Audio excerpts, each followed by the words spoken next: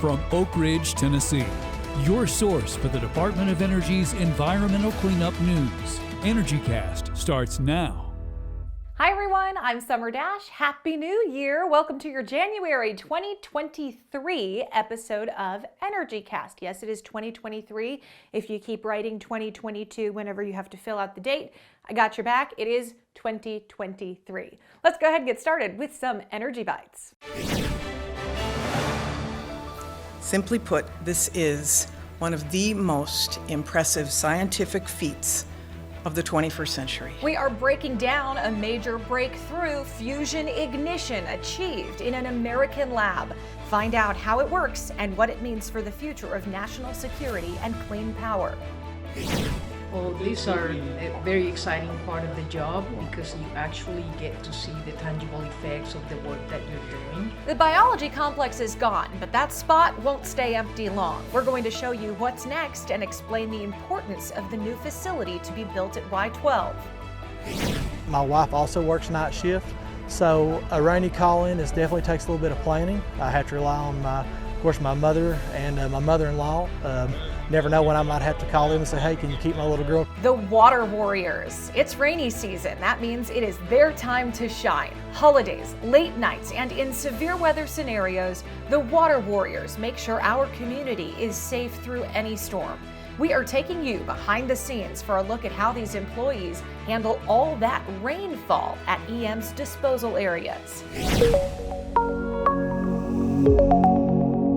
It's the first time it has ever been done in a laboratory, anywhere in the world. And we start with some big news from across the complex. 2 words, fusion ignition.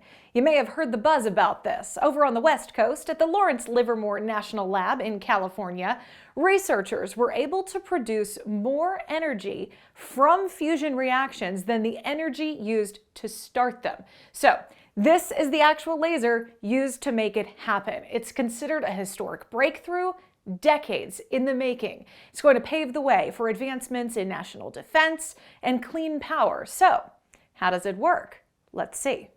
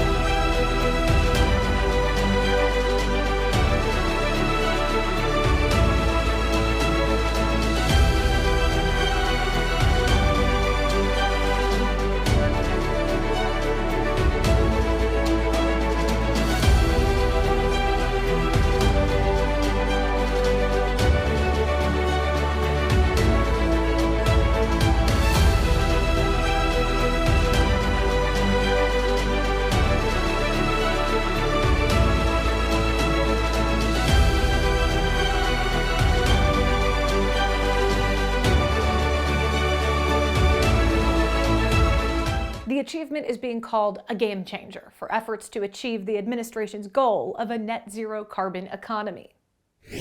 That's what creates a unique Tennessee, and people across America are figuring it out.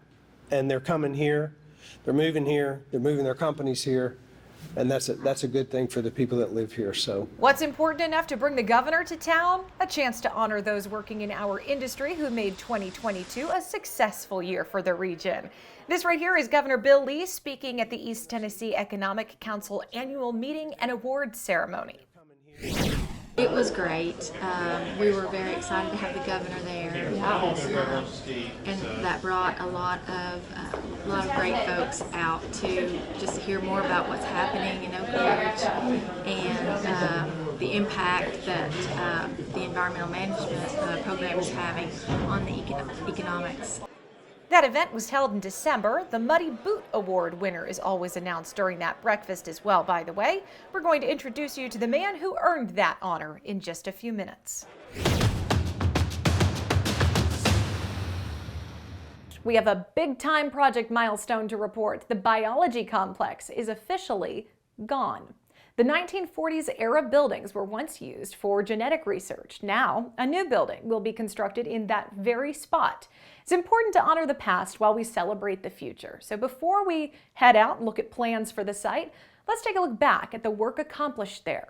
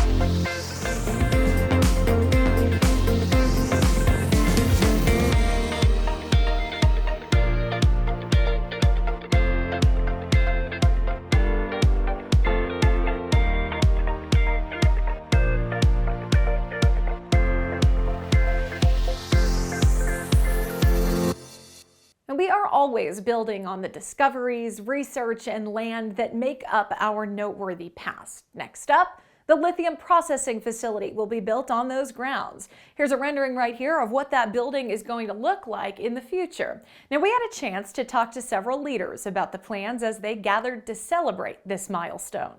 It's easy to look back and realize the work it took to get us here was nothing short of historic. The nuclear renaissance of this country taking place here in East Tennessee, all because we've been able to come together, thousands of people, to produce these kind of outcomes in the time they need to be done to capitalize on what's now in front of us. But during the process to free up these 18 acres of land for the thousands of people involved, it was another day on the job. You know, you work very hard every day to coordinate, partner with others, and get all the pieces of the puzzle together so that you can get the job done. And days like today just put everything in perspective. People in this room remember the condition of what existed before to fully appreciate what comes next. So I think back to that, and that was in 1999 to today. And a lot has changed. That old facility did a lot of great research, but we needed to pave the way for the future. The new lithium processing facility will help Y-12 modernize the nation's nuclear weapons stockpile. But then beyond that, I think it's very interesting that the work that was done in the biology complex, it really was important and it really was groundbreaking genetic research. So to put a new facility there that has a very different mission, but is equally important to the nation, is kind of a neat way to think about what happened when the facility was demolished and what's going in its place.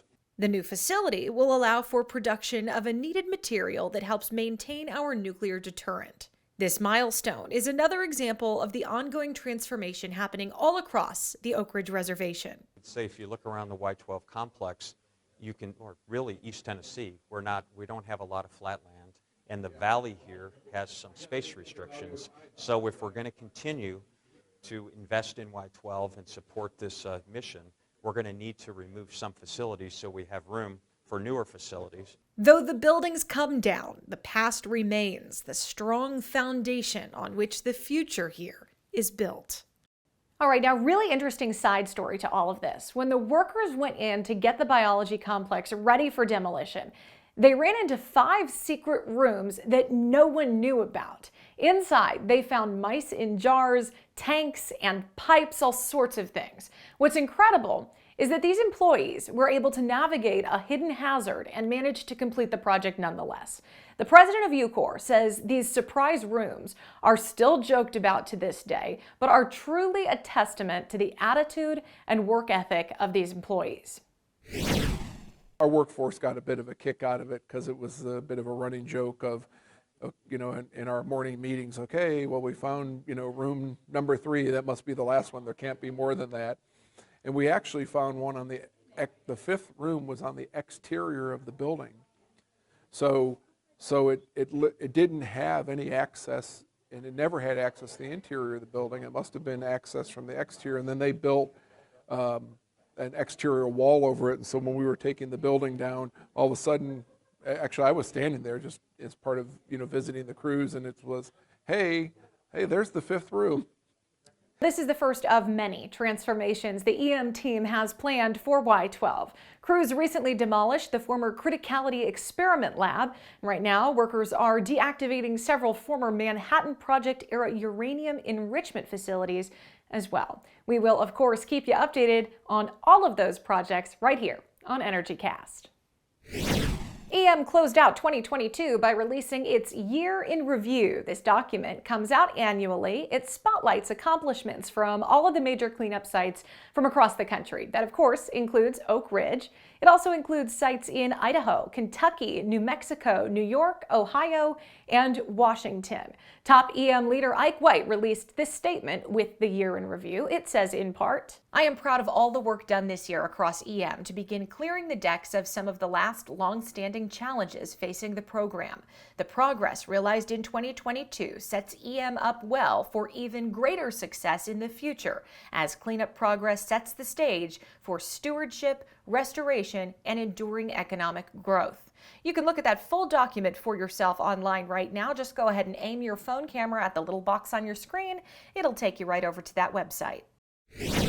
And that's not the only document highlighting cleanup progress accomplished in 2022. Each year we release our own Cleanup Progress Report. It provides much more detail about the cleanup projects that started or were completed in Oak Ridge over the past year. That comprehensive report covers all the recent changes happening at East Tennessee Technology Park, Oak Ridge National Laboratory, and Y-12 National Security Complex. We've got a link for you right there on your screen that'll take you straight to the newly released report.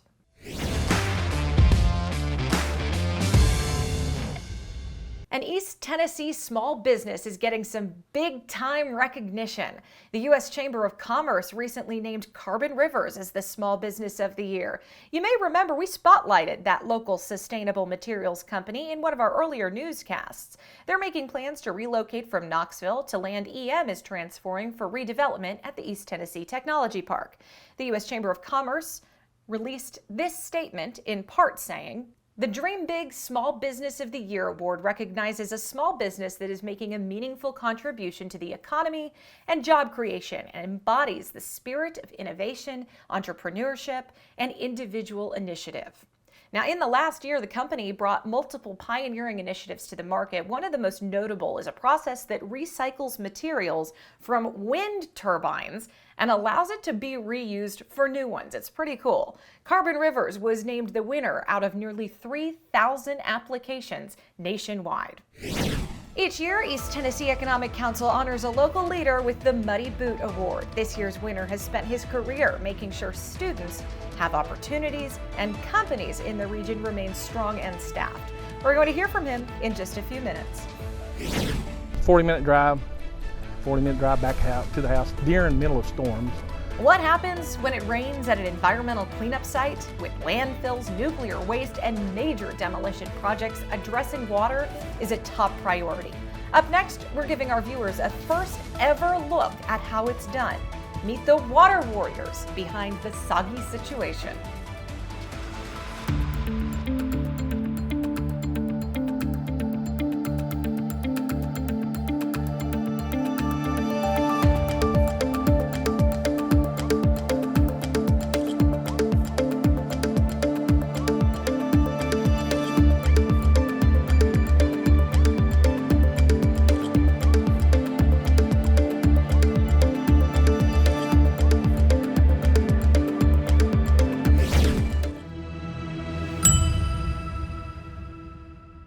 are just coming off of what is usually one of the wettest months for Oak Ridge. This can be a really busy and even dangerous time for the workers tasked with heading out in the middle of a storm.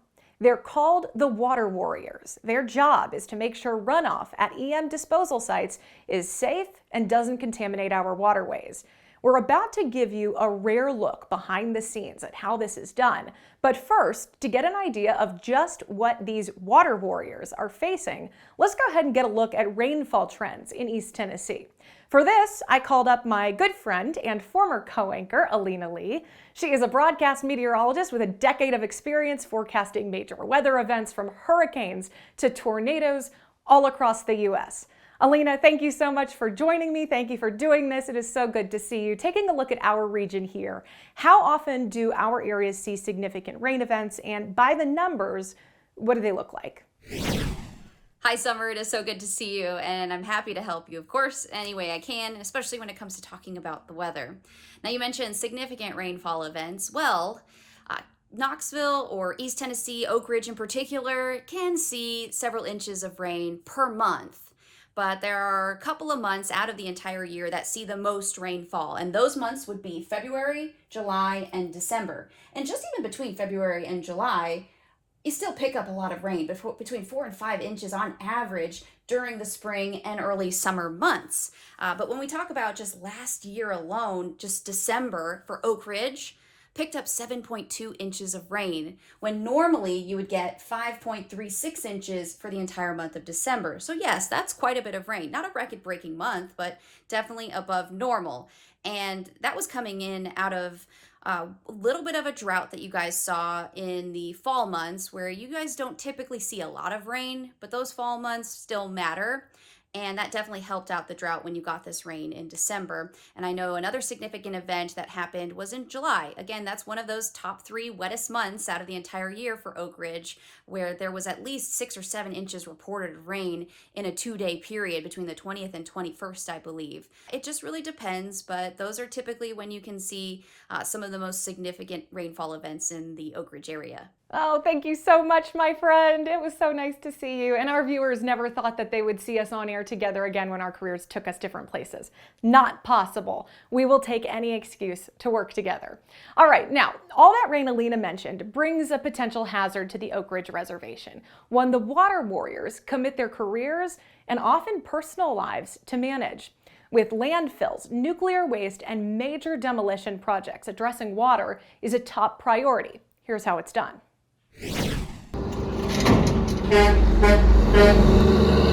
These are the sights and sounds of a typical sunny day at the landfill. And these are the sights and sounds of a typical sunny day on the water.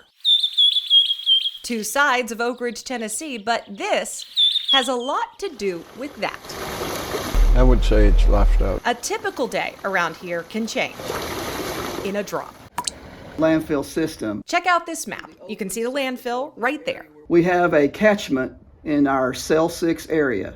That catchment can hold up to 1 million gallons. From there, we want to be able to collect that water and get it down the hill off of the disposal cell area. It's routed into one of these ponds or tanks. Any water that does seep into the debris, called leachate, will go through the leachate collection system. So we're able to move leachate through the debris field and contact water that's on the surface of the landfill out and manage it and get it out of there during storm events. These tankers then take the leachate away. This is one of our freight liners. You'll find Trampus Basler behind the wheel. Yeah. He's been doing this for decades. When I was a young boy, I always wanted to drive trucks. My dad was a mechanic on them, and I've been driving them since I was 18-year-old. It's just one person in the cab, although Basler is known to have a companion. Me and Dr. Pepper. The route is 16 miles round trip. He estimates 7 loops per rainy day and 4 Dr. Peppers. This is my office. When getting called in at all hours, that caffeine is justified. A lot of hours. We work a lot of overtime. While he's on the road, other employees will be prepping the next load. I do know a thing or two about water. And not just because of this work. Brandon Justice has a big farm at home, as well as a wife and baby. I hired my wife at my farm and I plant a sunflower field. For families like his, this job has a trickle-down effect. My wife also works night shift, So a rainy call-in definitely takes a little bit of planning. I have to rely on of course, my mother and my mother-in-law. Never know when I might have to call them and say, hey, can you keep my little girl because my wife's working. Once he gets here, he heads up to the catchment on the hill and makes sure the process flows as it should. I've been here all night. Well, I've left work, went home, and then come back and been here all night. New tools are making the process a little easier. Right here where this new platform was nothing but a step-on ladder. From equipment to generators to this app. About 11:30, 12 o'clock at night is when you first get an alarm. And I got on my phone, I've got the phone numbers that Leachate calls me at. So when it rings, I know it's Leachate, and I put me a different ringtone in. So I know when that number rings what it is. Superintendent Eddie Langley can check the levels from his bed. 15 feet of leachate in a tank means about 20 hours of work ahead.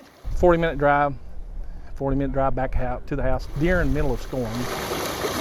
The payoff is here. Surface water from those ponds is being tested right now.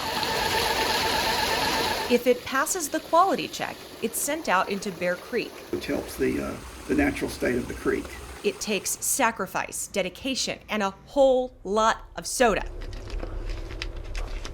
But it's the environment for which they are fighting. Yeah. And no matter the weather, the water warriors. So we'll come in. You know what they say, not all heroes wear capes. Some wear raincoats and work boots. Pretty much the ordeal. We also want to take a moment to recognize an incredible member of the Oak Ridge community. During the East Tennessee Economic Council breakfast, Dr. Chris Whaley was given the Muddy Boot Award. Whaley was recognized for his commitment to public service in education and as a community leader. He has been the president of Roane State Community College for the last decade, tells us how shocked and overjoyed he is about receiving this award. Well, they called my name as a recipient of the Muddy Boot Award, which is an incredible, humbling honor.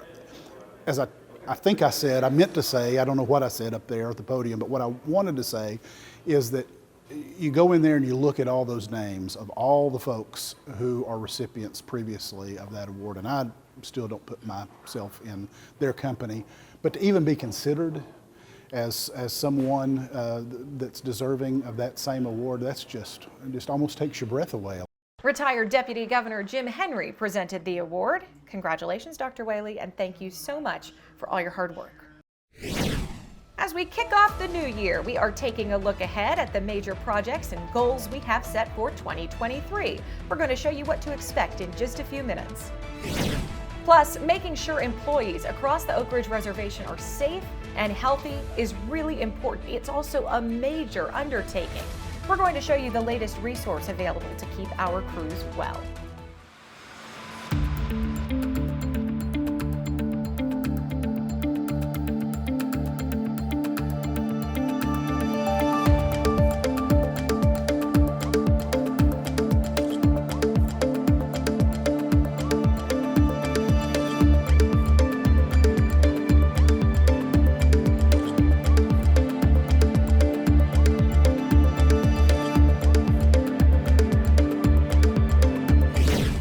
Welcome back, and speaking of CPR, many of the employees across the Oak Ridge Reservation are CPR trained. In just a few minutes, we're going to show you how that training recently saved a life.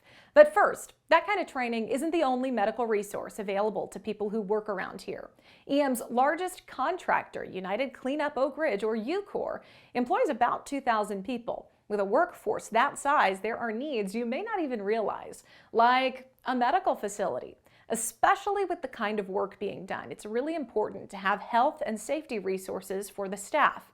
Energycast's Cameron Jacobs tells us about a new clinic that just opened and what it means for employees.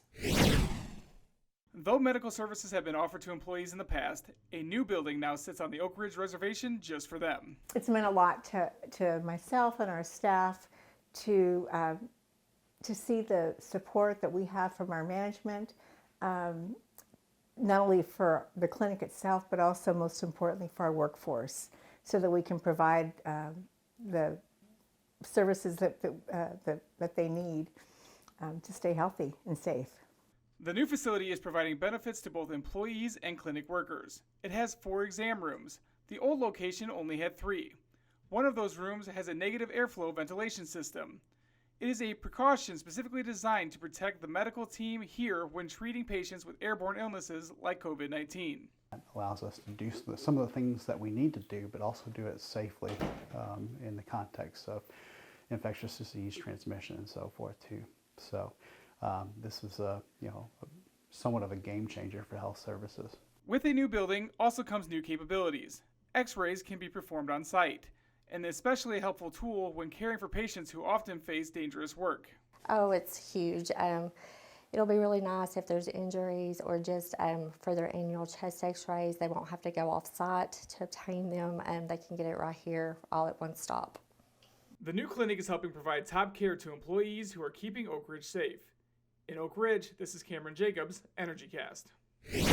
Well, many of you watched this on live TV. Buffalo Bills player Damar Hamlin collapses after a tackle during a game against the Bengals in Cincinnati. The crowd watched as medical staff members performed CPR for nearly 10 minutes. An AED was also used to shock his heart before taking him away in an ambulance. That quick response to Hamlin's cardiac arrest on the field has many talking about the importance of CPR training and the availability of AEDs. You know, just last month, we showed you a story about a really similar emergency happening right here on the Oak Ridge Reservation. Employee Ray LaRue's heart stopped beating. His coworkers began chest compressions, grabbed the nearby AED. After 2 shocks, his pulse came back. It was staff training and that little machine that are being credited for saving his life. Let's take a look ahead now to the major goals and projects we have our sights set on this year. Here's what's in the works for 2023.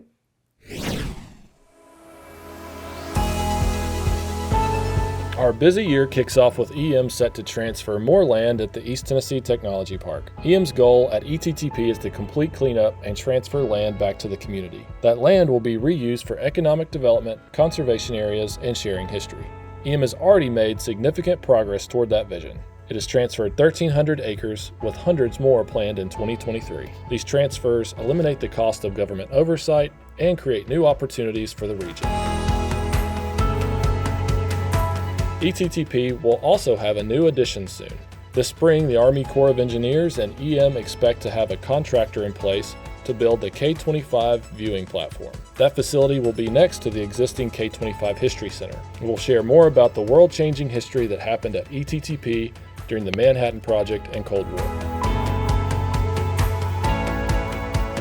This spring, employees are also slated to begin operations at the Sludge Processing Mock Test Facility. That facility is crucial to test technologies needed to process a unique form of waste that's stored on the Oak Ridge Reservation. One of EM's top priorities is continuing progress on the mercury treatment facility. That piece of infrastructure is pivotal for large-scale cleanup on the horizon at Y-12. The mercury treatment facility is comprised of a headworks facility and a treatment facility. EM is making progress on both. This spring, crews will finish a key installation needed for the foundation of the headworks facility. As we move forward to summer, crews are expected to complete the framework of the treatment facility. This summer, we will see another former reactor come down at the Oak Ridge National Laboratory. That project is part of EM's ongoing effort to clean and transform the central campus area. That work is eliminating risk and opening space that ORNL can use to support future research missions. EM is also scheduled to begin early site preparations for its new disposal facility this summer. Those tasks will focus on moving roads and rerouting utilities. Fast forwarding to the remainder of the year, EM will continue its transformation efforts at Y-12 in 2023. This year, crews will take down the old steam plant. That project marks the removal of another 1940s-era building as EM works to enhance safety and modernize the site. Finally, EM is set to process and eliminate 25 canisters of uranium-233 from the inventory stored at ORNL by the end of the year. That ongoing project is the highest cleanup priority at ORNL, and it will continue for several more years. You might remember from previous stories that project is also supplying rare materials to the medical industry for next-generation cancer treatment research. Together, EM's projects planned for 2023 will continue enhancing safety and creating new opportunities for the region. In Oak Ridge, Ben Williams, Energycast. Thank you for joining us for Energycast. New episodes come out on the third Sunday of the month. You can watch on air and online. We post Energycast episodes on our Facebook and YouTube pages the day after they air. Head over to follow us on our social media accounts. We're always happy to answer questions and share information with you there as well. And remember, if you work in environmental management in Oak Ridge, keep us in mind if you come across a story. We're always looking for news tips and story ideas from all across the reservation. Email your idea to oakridgeem@orem.doe.gov. Let us know there. You might just see it right here. See you next time.